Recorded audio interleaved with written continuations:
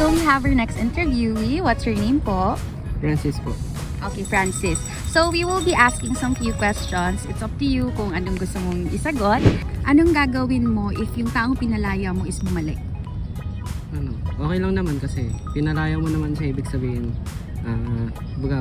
willing kang palayain siya. So kapag bumalik siya, wala naman siyang ginawang masama sa'yo. Kung pinalaya mo na siya, okay lang naman na bumalik siya kahit may pagkano kayo. So kumbaga parang no grudge, no? Ah, okay. So ito, if ever lang naman, pabor ka ba sa LDR? LDR? I think yes. Okay, yes. Kasi maraming actually ngayon social media ganyan, di tulad dati na talagang kailangan mo talagang puntahan. Social media yan. Marami ng proven na talagang mas nagiging strong sila sa LDR ganyan.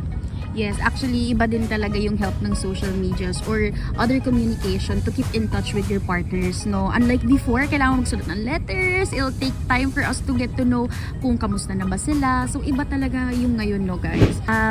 Naranasan mo na bang umasa sa wala?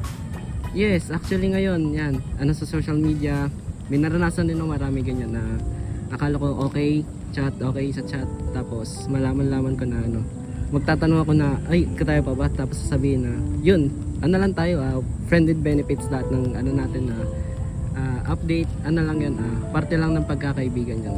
Ay, ganun? Ano ba to? Friend zone ka ba na hindi ko maintindihan na marami siyang benefits? SSS, pag-ibig lahat.